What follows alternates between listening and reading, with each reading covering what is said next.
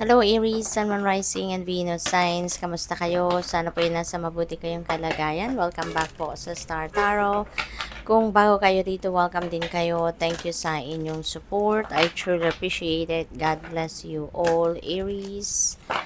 Tingnan natin kung ano man ang mga mensahe para sa iyo for today. We have 3 of water. Ayan, there is a celebration coming up para sa iba sa inyo, Aries. Now, maaring merong kasalan, merong birth announcement, baka meron ditong magbo-birthday, merong anniversary or monthsary na celebrate, or baka meron pang ibang klaseng okasyon na celebrate kayo, or kung hindi man, baka yung mga mahal ninyo sa buhay, kaibigan, mga ganon, at kayo'y maiimbitahan dito, no? So, this is a time then para magsaya ka, no? So, give yourself an opportunity then, or a chance, should I say, a chance na makapag have fun ka at makapag chill, no?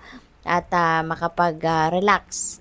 Okay? So, what else? We have Ace of Air, new beginning energy si Ace, no? Aries, kaya meron dito mga bagong bagay, sitwasyon, or tao na maaaring dumating sa buhay ninyo sa ngayon.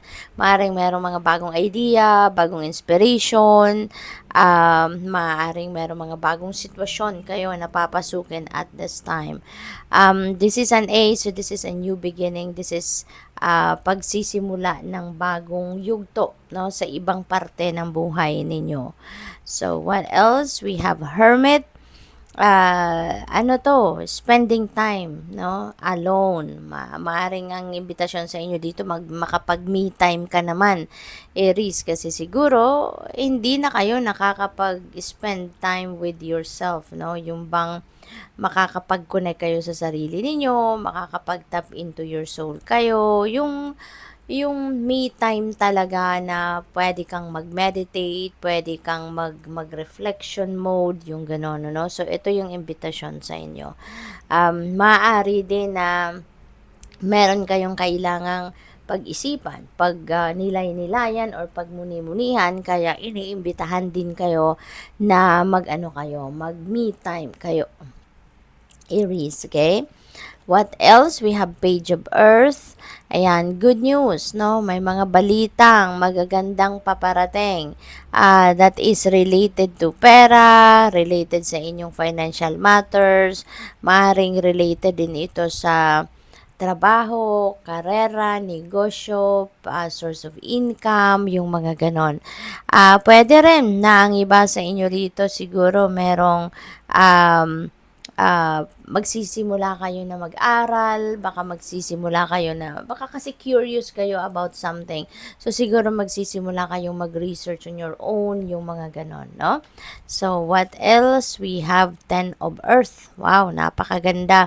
Kasi magiging masaya ang inyong pamilya dahil siguro you are financially stable na, no? Maaaring wala na kayong problema sa pangkaperahang aspeto, meron na kayong financial security and stability, maaaring meron kayong konkretong pinagkukuhanan na dito ng pera, yung source of income ninyo, kumbaga, no? Continuous ang daloy ng pera sa inyo.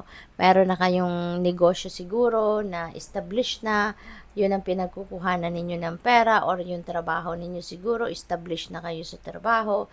Kaya, yung sigurado kayo na meron kayong pagkukuhanan ng pera, no? So, maaaring ganun ang ganap dito for some of you. Kaya masaya ang pamilya kasi yung needs ninyo, yung wants ninyo ay maaaring nakukuha nyo na, no? Meron kayong source ng ganon.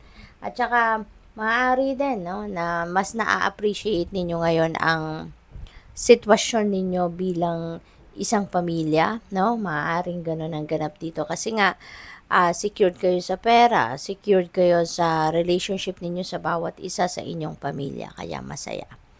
What else? We have 6 of Air. Yan. So, this is moving on energy. Aries, matatapos na, no? Kung ano man ang difficult situation na pinagdadaanan ninyo, it's coming to an end. No? Matatapos na, you're going to rise above your situation na, kaya ano na to, magmo-move on na kayo from this situation. So, kung ano man itong mahirap na pinagdadaanan ninyo, whether that is relationship, whether that is pamilya, trabaho, or kung ano pa man, this is the end of it. No, this is the end of it. Tutuldukan nyo na ang sitwasyon na to kasi hindi na to healthy para sa'yo, hindi na to nagdudulot ng positibong epekto sa buhay ninyo.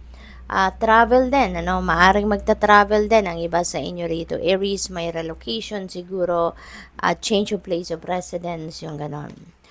Five of Earth, ayan. So, maaring in the past, feeling ko in the past na to kasi yung Ten of Earth, secured na kayo financially. So, siguro, dati-dati, ito yung nagpapakaba sa inyo, no?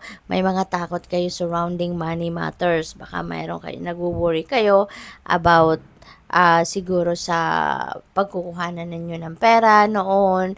Nagwo-worry kayo para sa future ninyo. Pero since meron tayong Ten of Earth, so maybe, eto na kayo sa ngayon, siguro etong in the past ito na sitwasyon ninyo.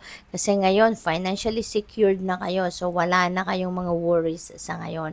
Wala na kayong mga ipinag-aalala pa, na paano ko susuportahan ng mga anak ko, ang pamilya ko, yung sarili ko, yung ganon.